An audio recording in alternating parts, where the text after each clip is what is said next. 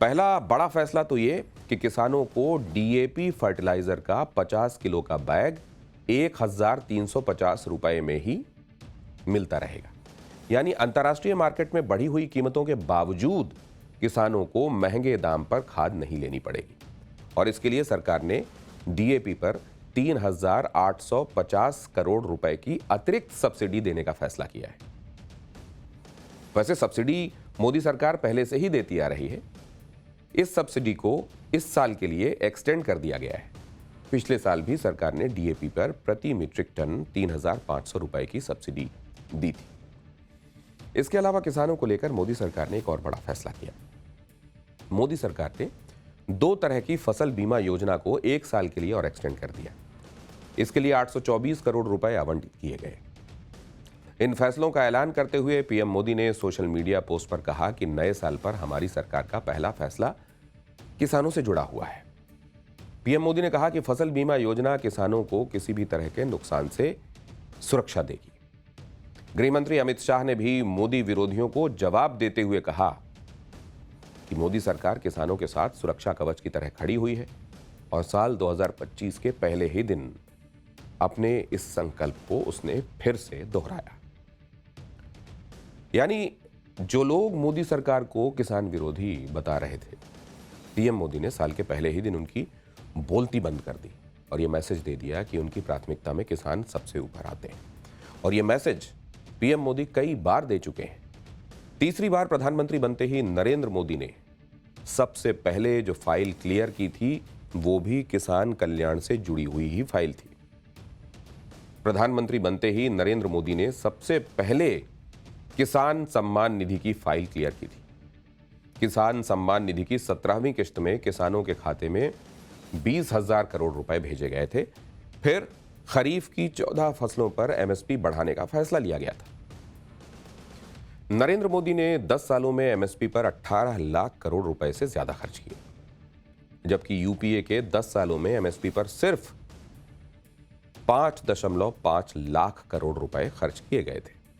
इसी तरह मोदी सरकार ने 2014 से 2024 तक फर्टिलाइजर सब्सिडी पर करीब 12 लाख करोड़ रुपए खर्च किए हैं, जबकि साल 2004 से 2014 तक यूपीए सरकार के दौरान फर्टिलाइजर सब्सिडी पर 5.5 लाख करोड़ ही खर्च किए गए थे।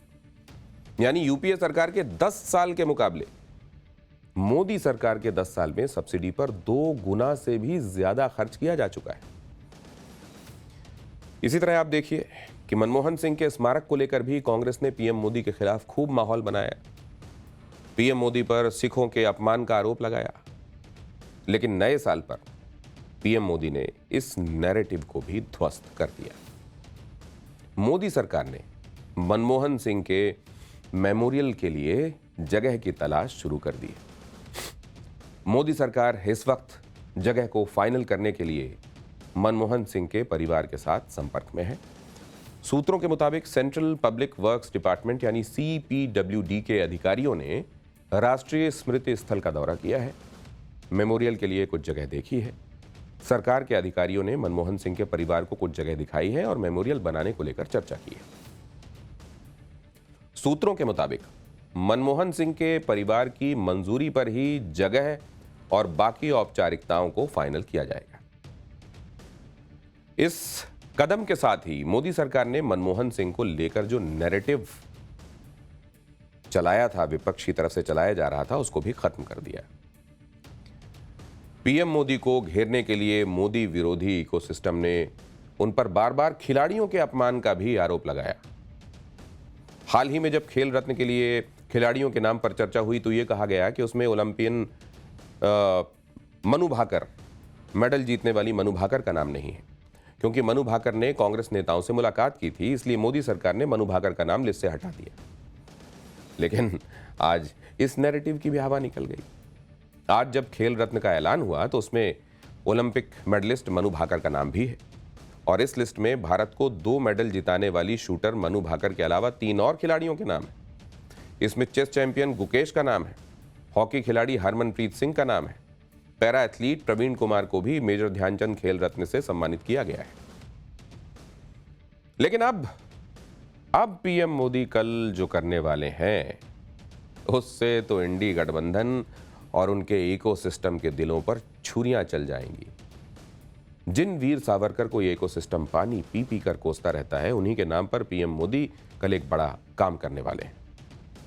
नरेंद्र मोदी कल दिल्ली के नजफगढ़ में वीर सावरकर के नाम के कॉलेज की आधारशिला रखेंगे। दिल्ली यूनिवर्सिटी का ये कॉलेज यूनिवर्सिटी के वेस्ट दिल्ली कैंपस से के करीब बनने वाला है। वीर सावरकर कॉलेज 140 करोड़ की लागत से बनेगा। हालांकि इस कॉलेज का नाम सुनते ही कांग्रेस भड़क गई है। कांग्रेस का कहना है कि वीर सावरकर की जगह कॉलेज का नाम मनमोहन सिंह के नाम पर होना चाहिए था। कांग्रेस नेता उदित राज को सुनिए जरा, जो वीर सावरकर के बहाने मोदी सरकार को कोस रहे हैं। उन्हें सुनिए और फिर बताऊंगा कि बीजेपी ने इस पर जवाब क्या दिया है।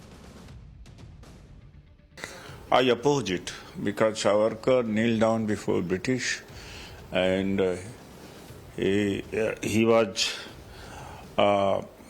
on pension of the British given by, and he tendered the apology. What message will go to the students that if they read the history, then their so-called hero was had tendered apology not once but 6-7 times. One, and second, that he opposed the constitution. That means that a person who was opposing this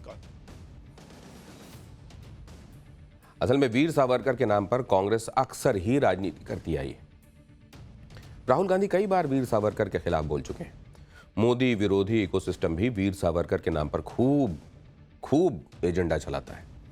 लेकिन PM Modi ने साफ कर दिया है, कांग्रेस की सरकारों में वीर सावरकर को जो सम्मान नहीं मिल पाया था, उस सम्मान को वो वापस लाकर रहेंगे। वीर सावरकर के कॉलेज की नींव रखने के साथ ही पीएम मोदी की दिल्ली में चुनाव में एंट्री हो गई। वीर सावरकर पर विवाद के साथ ही पीएम मोदी दिल्ली चुनाव को अपनी पिच पर ले आए। जरा सुनिए इस विवाद पर बीजेपी नेताओं ने कांग्रेस को क्या कहा, और फिर बताऊंगा इस विवाद में शिवसेना कैसे फंस गई है। वो तो करते रहता है, वो करते रहे, हम अच्छा काम करेंगे। जो नकारात्मक सोच के लोग हैं, जो हिंदू समाज के विरोधी हैं, जो सावरकर साहब के विरोधी हैं, वो विरोध करते रहेंगे, मगर हम देश की भावनाओं के अनुरूप आगे बढ़ रहे हैं। आम आदमी पार्टी के लोगों ने वायदा किया था 20 कॉलेज बनाने का। दिल्ली में 10 साल में एक नया कॉलेज नहीं बनाया। आज अगर केंद्र सरकार ये बना रही है तो वो कॉलेज का विरोध कर रहे हैं, वो सावरकर का विरोध नहीं कर रहे हैं। जो नजफगढ़ रोशनपुरा क्षेत्र वहाँ पर पूरा है और 140 करोड़ का प्रोजेक्ट है, और नजफगढ़ जो क्षेत्र है, नाहरगढ़ को जिसको पहले जाना जाता था, वो वीरों की भूमि है, और वो वीरों की भूमि वीर सावरकर जी का सम्मान करती है। उद्धव ठाकरे की शिवसेना भी वीर सावरकर को अपना आदर्श मानती है, लेकिन उद्धव ठाकरे अभी कांग्रेस के साथ गठबंधन में है। इसलिए कांग्रेस के विरोध पर शिवसेना धर्म संकट में फंस गई है। शिवसेना के नेताओं से कुछ बोलते ही नहीं बन रहा, तो कह रहे हैं कि उनके नाम पर कॉलेज बनाने से क्या होगा, उनके विचार भी सबको अपनाने चाहिए। सुनिए एक बार कि उद्धव ठाकरे की शिवसेना के नेता कैसे इस मुद्दे पर फंसे हुए हैं। अच्छा है, सावरकर जी को तो भारत रत्न देना चाहिए। हम तो बार बार मांगनी कर रहे हैं ना, शिवसेना तो बार बार मांगनी कर रहे हैं, सावरकर ये भारत रत्न इनको देना चाहिए। ये तो हमारी मांग बार बार रही है। अच्छा, सिर्फ सावरकर का नाम कॉलेज को होके नहीं चलेगा, सावरकर के विचार भी सब में लाना चाहिए। सरकार सिर्फ सावरकर का नाम लेती है लेकिन विचार तो नहीं लाती। तो एक तरफ दिल्ली चुनाव का नैरेटिव पीएम मोदी ने सेट कर दिया, उधर बिहार में भी बड़ी हलचल चल रही है। नीतीश कुमार के बारे में अलग अलग तरह की बातें हो रही हैं। कई लोग तो ये तक दावा करने लगे थे कि नीतीश कुमार फिर से पलटी मारने जा रहे हैं, और इस बीच लालू यादव भी नीतीश कुमार को ऑफर दे रहे थे, जिससे हलचल और मच गई थी। लेकिन नीतीश कुमार ने सामने आकर सब कुछ क्लियर कर दिया, और इसी के साथ एक और एजेंडा नरेंद्र मोदी के खिलाफ नए साल में ध्वस्त हुआ। सुनिए नीतीश कुमार ने क्या कहा। लालू यादव ने स्वागत किया है, कह रहे हैं कि आएंगे तो हाल ले लेंगे हम लोग। दरवाजा खुला हुआ है नीतीश जी के लिए। लालू यादव ने स्वागत किया है, कह रहे हैं कि आएंगे तो हाल ले लेंगे हम लोग। दरवाजा खुला हुआ है नीतीश जी के लिए। नीतीश कुमार को लालू यादव का ऑफर आया तो इस सवाल पर तेजस्वी यादव से भी पूछा गया। उन्होंने क्या कहा वो भी सुनना चाहिए। आप पत्रकार लोग आप पूछते रहते तो क्या बोलेंगे? आप लोग को ठंडाने के लिए बोले। चलिए आप पत्रकार लोग आप पूछते रहते तो क्या बोलेंगे? आप लोग को ठंडाने के लिए बोले। चलिए यानी बिहार में जो कुछ भी अटकलें चल रही हैं, नीतीश कुमार के नाम पर जो भी बातें चल रही हैं, उसमें फिलहाल मोदी विरोधियों को बहुत खुश होने की जरूरत नहीं है, क्योंकि नीतीश कुमार ने उनके अरमानों पर पानी फेर दिया है।